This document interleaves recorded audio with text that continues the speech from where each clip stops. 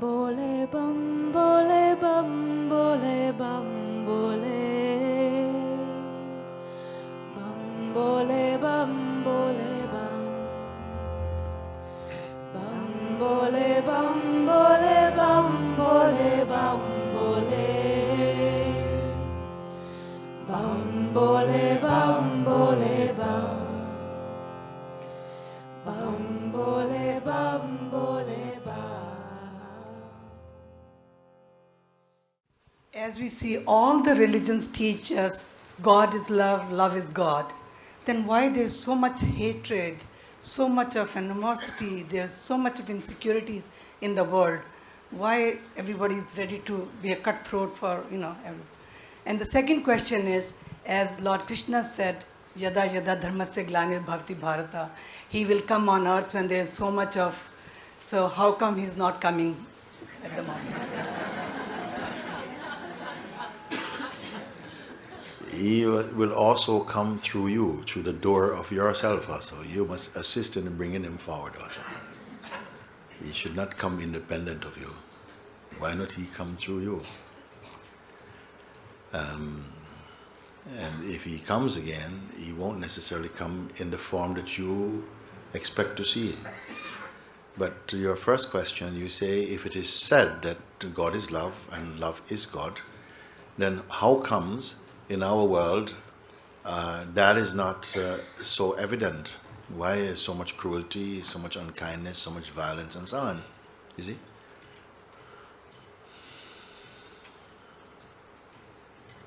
If we simply knew, just by the very fact that we are, experience birth and come into a life of a body that is growing and a mind that is evolving and becoming more mature and so on, and from the outset it was just inbuilt to just spontaneously know that God is, and that God is love, and that love is God, it would take away from the game of existence. You have to discover that. We have to discover that. And because God is love, but that has to be an experience. And that love is God, that will have to come through experience, not only through belief. Whatever we believe, we must actually validate through experience. And we say that if God is love, why is there so much hatred and selfishness in the world, you see? Because in the play of existence, when consciousness in some way deemed it or choose to express, the human expression of consciousness is endowed with a certain sense of freedom of choice. It's not total freedom of choice, but there has to be a sense in which we experience that we can make choices and we can choose what we want to do and so on. In fact, it's not truly a choice, because no one can choose or act contrary to the will of God. It must be within the permissive will. I don't think that you can do something and surprise God. Like God go, oh my God, I didn't know that you were going to do that. So our actions cannot act independently of the Supreme Consciousness. But within the play, the beings have a sense, what is the choice? I found it fundamentally, it would be either to keep going with the invitations of the mind and habits to go out and to identify with phenomenality, which is the perceiving of the play of names and forms, and to desire them and to keep being pulled into some association with them, which leads us into a very personal mode. And we are weakest when we become personal. Or to stay back as the observer, but that has to come, that someone has to point you to that is a possibility, because all beings are capable of observing, but few really exercise that power. We seem simply to just go on our reflex and upon habit, and simply we love what we love, we hate what we hate, and don't go deeper than that. Only as we begin to observe ourselves, or you're pulled into the journey of awakening or this love for God or surrender, you begin to experience that statement which you started by saying, that God is love. because you experience that love, you experience that wisdom, you experience that spaciousness, which is so compatible with your inmost nature and being. You see, it doesn't just someone give it to you like this. We come into that, and it's part of the true maturing of a human being. That you come into that understanding, that you discover love as your inmost nature, and with that understanding, you see, when deeply assimilated into your being, so there's no separation between love and yourself. In fact, even of God and yourself, it feels like a unity, a union or something that happens. And with that deep merging of consciousness, it then somehow manifests in your life without you even intending to do something. It is like it is your fragrance. We have a saying that you burp what you eat. No? So whatever you eat, when you burp, if you've been eating tomatoes, you won't burp, mayonnaise. You see? So whatever you have taken in, that's the fragrance that will come from you. And I feel this is the way. While we have the sense of autonomy, then it is as though we are left to make our own minds up, but not totally. But we are tasting the fruits of our own projection, our own idea of what life is. We seem to have the ability to construct different concepts about what life should be, to try out our version to see if it works, or to find that cosmic unfolding in which we are totally compatible with that unfolding, or to go our own way as impelled and compelled by our sort of like, you may say, social, religious conditioning and so on, will determine the way in which we experience life. It is a journey of maturing also. Those who have gone into the very heart of it, they emerge, you see, as the embodiment of that statement itself. And that's all it needs. We don't need more books, more studies. What you need is to meet someone who is the embodiment of that truth. Blessed is the one whose life is the evidence of truth. Or you may say that you must become the proof that God exists. Not merely by what we say, but how we are. And it's not too much of a thing to say to a human being, considering that we are all made of God, if you can put it like that. Why should we not smell like God, look like God, taste like God? What has happened to create this sense of separation? It is to do with our, I would say, conditioning, the sense of the free will that compels us to act in our own self-interest, and whereby we become more selfish, because the more the consciousness identifies as a person, the person mode is a very limited and selfish mode of consciousness. It is one of the lowest expressions of consciousness, because as a person is inclined, it's based upon the belief I am the body, and the belief I am the body brings to consciousness the vulnerability of the body, because we know that the body has a birth date, a life date, and a death date. When consciousness identifies with the body, it's as though it comes into time, whereby its true nature is timelessness. And so it begins to experience fear that one day all this will end. And so many things come out of that, restlessness and anger and frustration at the conscious and subconscious level, you see.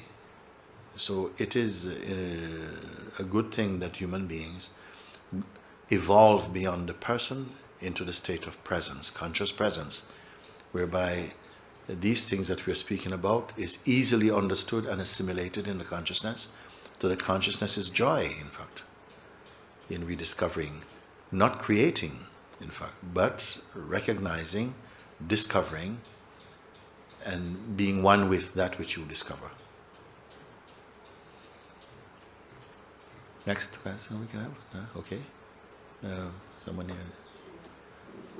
In spite of all this consciousness. Wait a moment, please. Gee, I think they want to have the mic to come closer. Does it feel comfortable?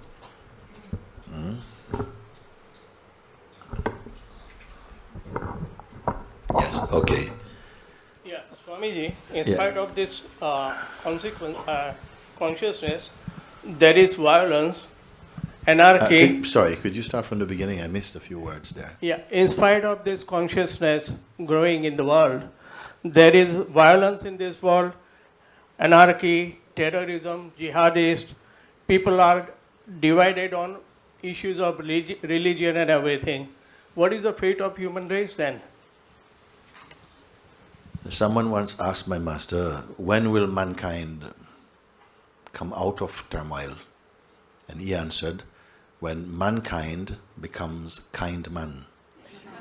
What it means by that is that somehow we expect, why should it not be like this? We are terrified by the negative expressions that come out of a disturbed mind. How can we fix this? You see? So we almost want someone else to fix it for you. But tremendous change comes when there's a saying, you must become the change you wish to see in the world. It starts with each one, because there's no peace that can happen and be sustained just externally or be written on paper as some kind of treaty. It's not enduring. It has to start from within. So each one, maybe these things are just really compelling, reminding us how important it is to start again afresh with yourself. You find peace. When you find peace, actually your peace will touch the world a lot more than any propaganda will do. Because we have examples of human beings who attained that peace, who recognized and discovered that inherent peace, and because of that, so many millions and millions of people actually, lives were changed and grew in consciousness. And if you look at someone, for instance, like a Buddha, 2,600 years or so, they dropped their body. Today, there's still new Buddhists coming. Who are they? Who are they inspired by? The light, actually, outlived the length of the body and continue to inspire human beings all over the world. This is an amazing thing. You don't find anybody, worshipping Napoleon Bonaparte or Genghis Khan or something.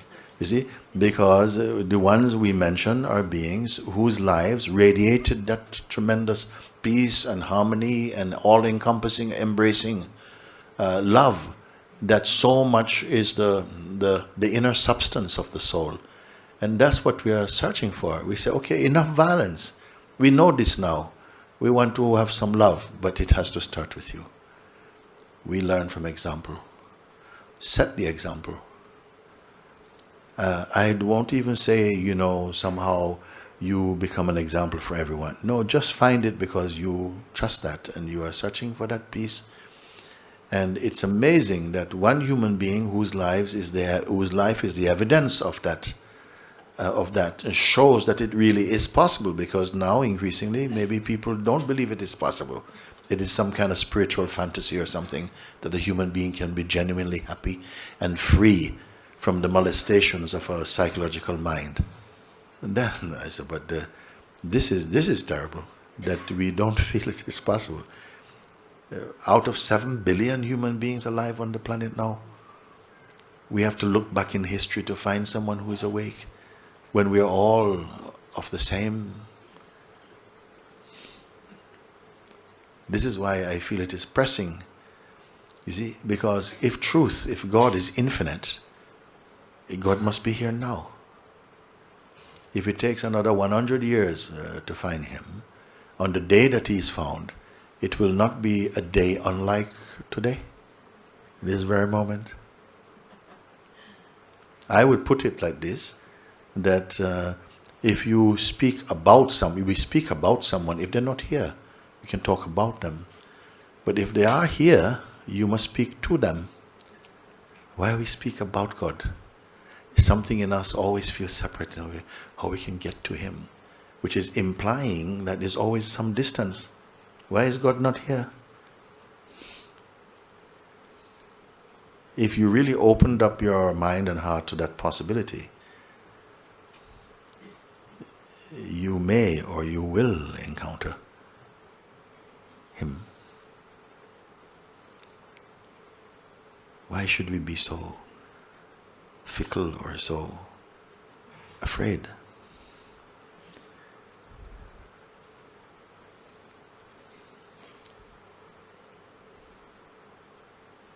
If you met God, especially meet God inside your own self even, I wonder how the world would look to you during and after such an encounter. How does God see the world?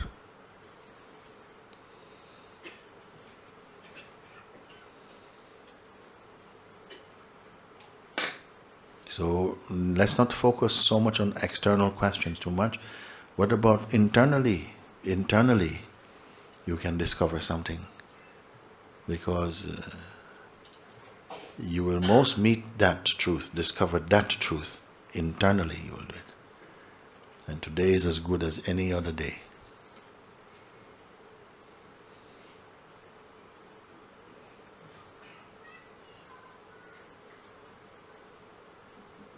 Why should God be infinite, omnipresent, apart from you?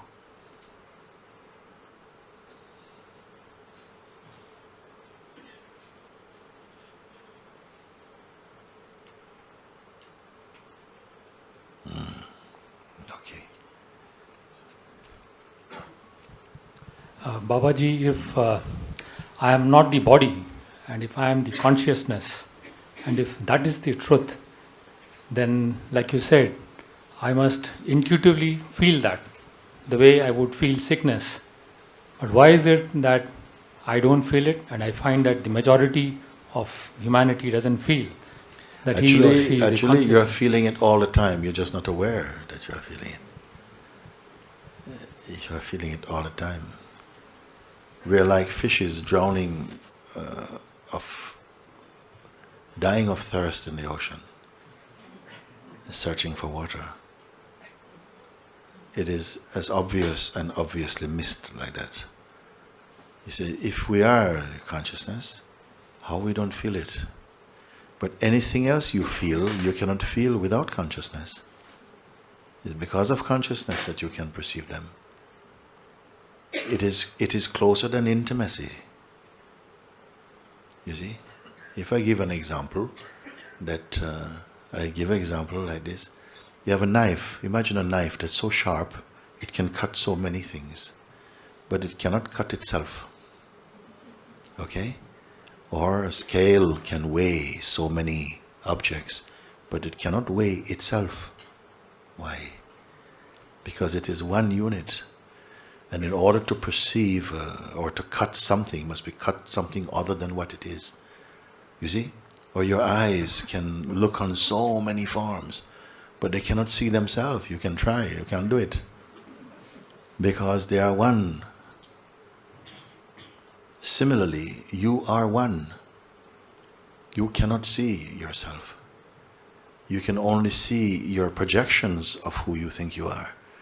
But your essential being, it is so one, you cannot see it. Whatever you see is only imaginary.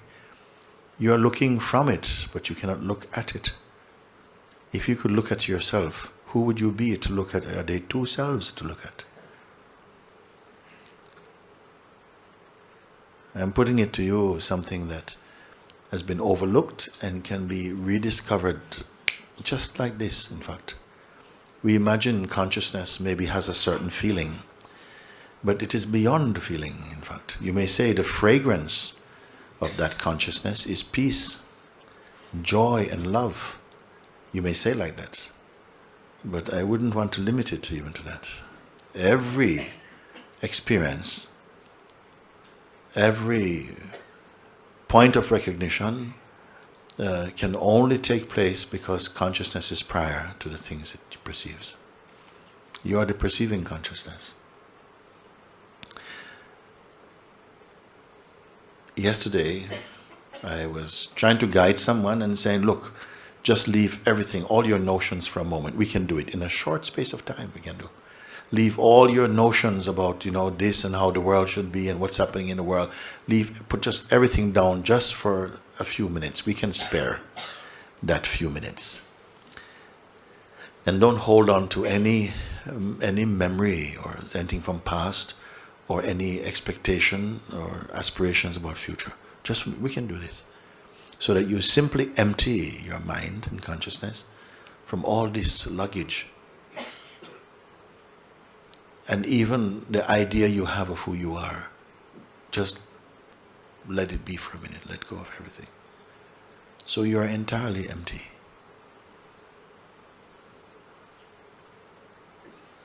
Be informationless.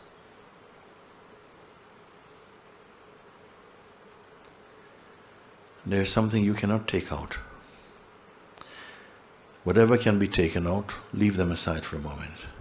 You'll come to a point, there's nothing else you can take out. Tell me if you're not here. Everything you can take out. Because you are there to perceive them. They are secondary to you. Even knowledge is nothing without you. You are the knower of knowledge and of ignorance. So you need not combine yourself with any of these for one moment, just to experience yourself neat without any association. And be with this for a second. And don't be asking, okay, now what or what next? Don't go there. Simply rest as you are. Okay? If I say, but don't wait, already I caught you. You see?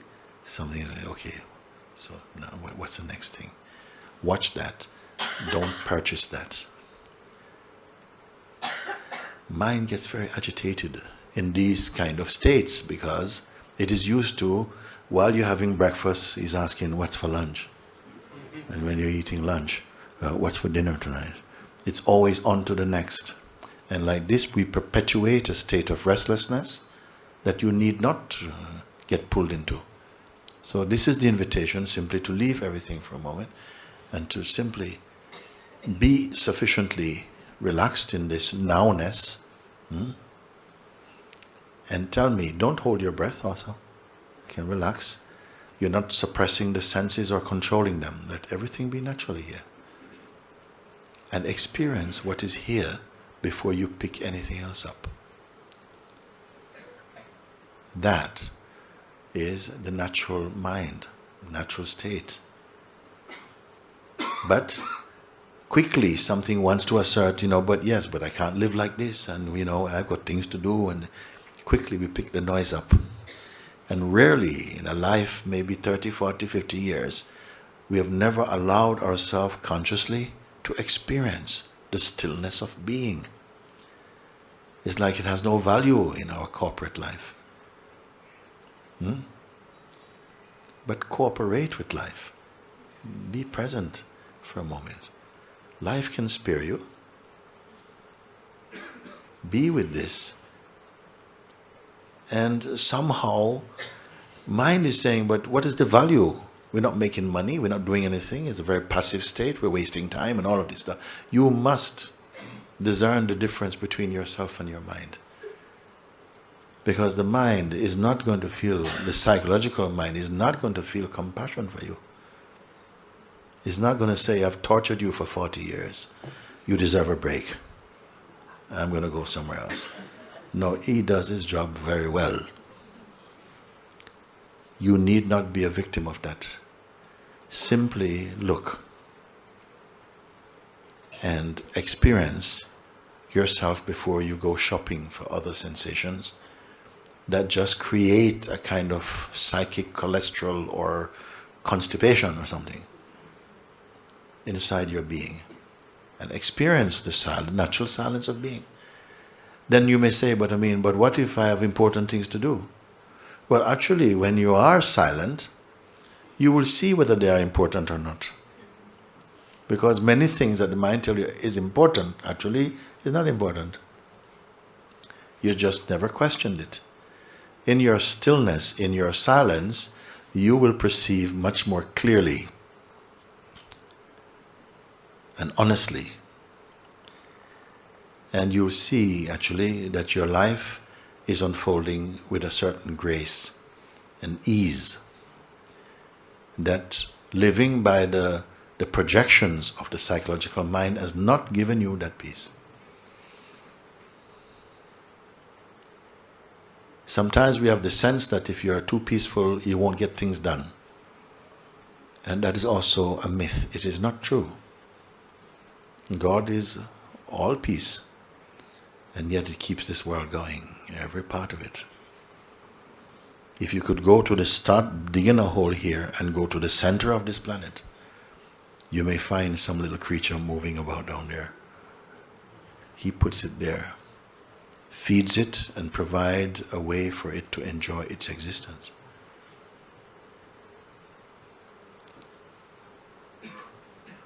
You're not making life happen. You must realize that you are life itself. And at the same time, that the unfolding play of life is perceived in and by yourself. There's a saying, I want to taste the honey, I don't want to be the honey. This says a lot about us. We seem to be addicted to experiencing. But here in the discovery of the self, it's a win-win. You are tasting the honey and you are the honey also.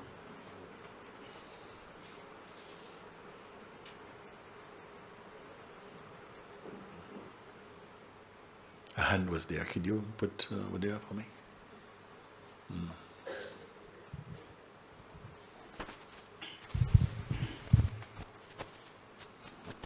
Yeah. I wanted to ask you, the last few weeks, I've been taking time, about half an hour every morning, just to watch. Yes. And the instruction I was given was to watch the mind. Yes. And when I manage to do it, if I'm not daydreaming Yes. or I get lost in the mind, Yes. I find the experience I have is just, I can only describe it as nothingness. Yes. When you put attention to the mind, it's just blank. There's no experience. I come out of it and all I can sort of describe is there was nothing. Yeah. But I never sort of really get the sense of anything else when the attention is there. I don't know if is that the process or? Yeah. Okay. This two points I'll make. One, and I think it's also relevant for many of you, is that you say, when I observe the mind for half an hour, just observing mind. In fact, you don't have to observe mind for half an hour. I'm going to show you something easier than that. Observing mind is for a purpose. There's a reason and a purpose for observing. If we were just observing mind and observing or watching the mind, at some point you may get pulled in. You might get pulled into the stream of mind and start to think about something and so on, because it takes a lot of energy to try and observe your mind. You see? So the purpose of observing is to come to the conclusion that what you are seeing, all of it is momentary. All of it is either random, something comes randomly and you're noticing this, but you don't form any relationship with what you're observing. You stay as the detached observer of all these things. That's what happened. So you're watching without involvement. Yeah? After a while it becomes clear, like everything you're seeing is impermanent and insubstantial, in fact. If you don't identify with it, it's just like a cloud passing. It goes by itself. You don't have to push it, nor pull it. It goes by itself. As soon as that is clear, that such is the nature of the mind, of coming and going like this, you can ask, what is observing the mind? What is observing the mind? Because the fact is, it is being observed. By what is it being observed? Can that be observed? And that's already very powerful. So one of two things is going to happen. You're going to stop, or you are going to stay with it and observe something. You are going to either run away because it's so powerful, or you're going to be so pulled into the profundity of that recognition, you see? Now, I was very happy you said, actually, after observing for half an hour, my mind actually, there was just nothing. It was nothing, okay? Or you say it was a blank or a void, okay? What weakness is even void also? Because even void is also observed. And that also will go. Suppose the void is what is seen, and void is there, and you can't avoid the void. Okay? It's just void. Okay? So you're in a state of this. So there's no thoughts actually coming. There's nothing going on. There's perhaps not even any joy or sorrow or nothing. There's just a blank, no? Still, don't make any premature conclusions about that state. Simply be aware of it. Stay in it. Because at some point it will change. It will change, and that will also be observed. And you will know that what observe it is not trapped in the bubble of anything you can see. And that in seeing is the most powerful thing, because it means then from there, when you re-enter the field of diverse functioning, it will always have this most stable understanding underneath it. And you will not again suffer from any depression or anxiety or nothing, because you see all of them as momentary sensations appearing and disappearing in consciousness. You have found the full stop.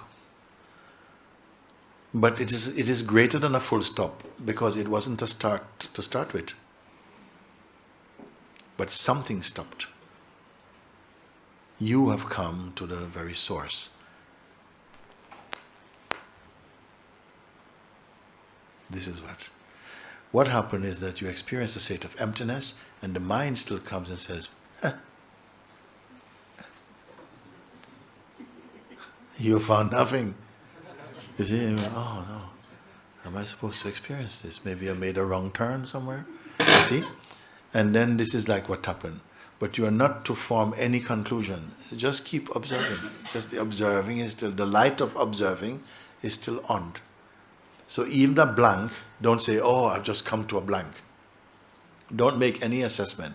Blank is also a phenomenon being perceived. It is not conclusion. You see? Once you see this, you will not feel that you're trapped in the bubble of this nothingness, because this emptiness at first, the mind is trying to capture it, to say, look, nothingness. Nothing has a very strong connotation for us. Nobody wants to be nothing. Everybody wants to be the best something. But no one wants to be nothing, because nothing has such a negative connotation, you see?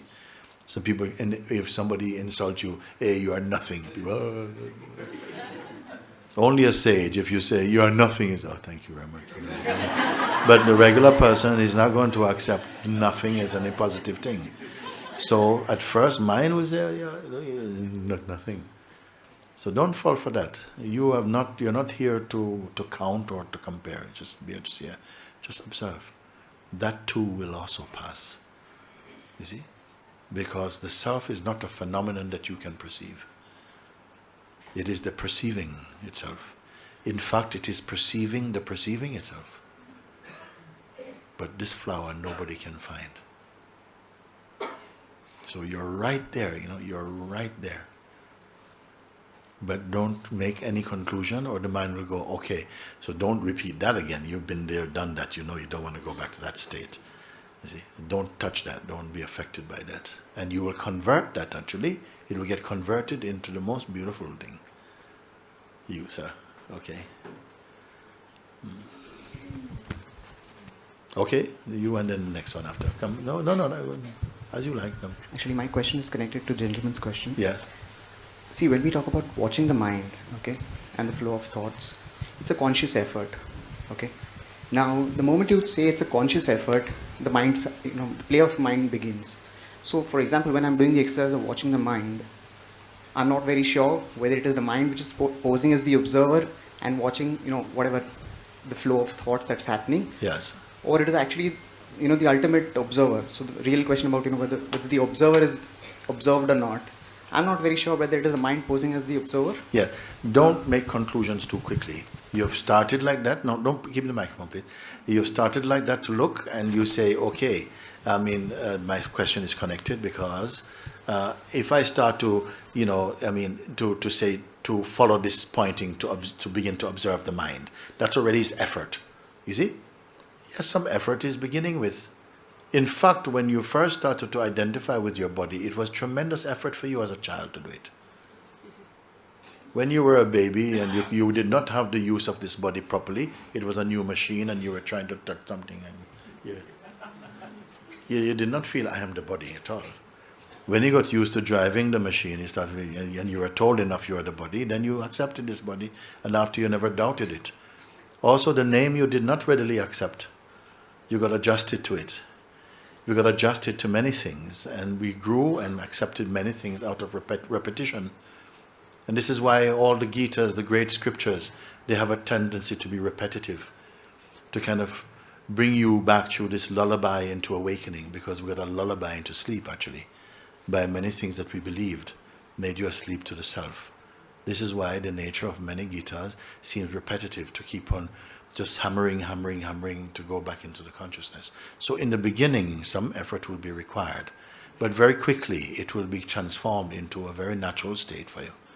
You see? Now, you say the second point was that, how do I know that my observing of the mind, is not just the mind observing the mind? But if it is the mind observing the mind, what knows that? Then a deeper observing must be there to say, perhaps it is the mind as observing the mind.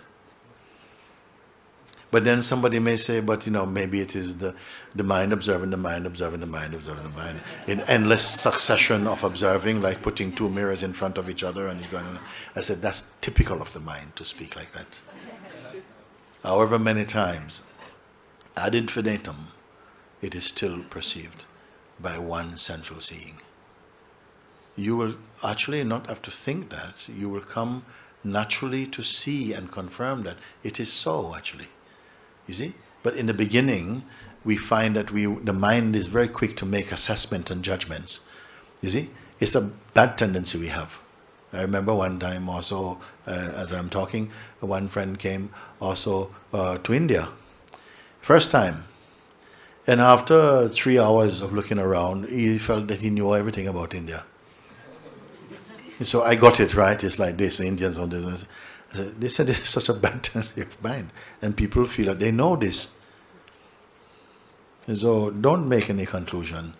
In fact, as long as you can stay in a state of neutrality and simply observe, so that your observing become increasingly silent, and then you keep the power rather than hemorrhaging power through this chatter and all this kind of weak functioning. So something just gets contained in a beautiful concentration of power, and in that, the juice of God, I say, this fruit that awakens in you is the fruit that keep getting sweeter and sweeter and sweeter. But it never gets over sweet. Can you imagine? Every day the fruit you're eating, it tastes even sweeter, but it never gets over sweet. This is the fruit of your own being.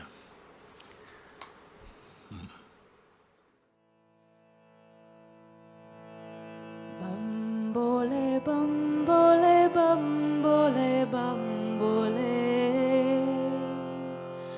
Bambole, bambole, bam.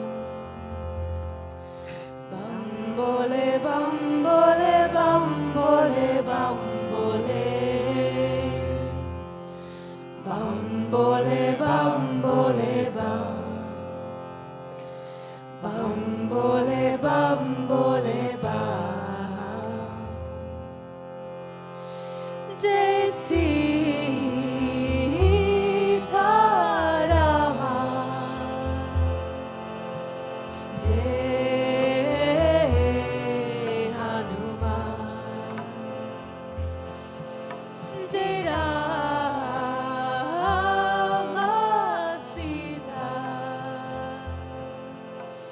Jai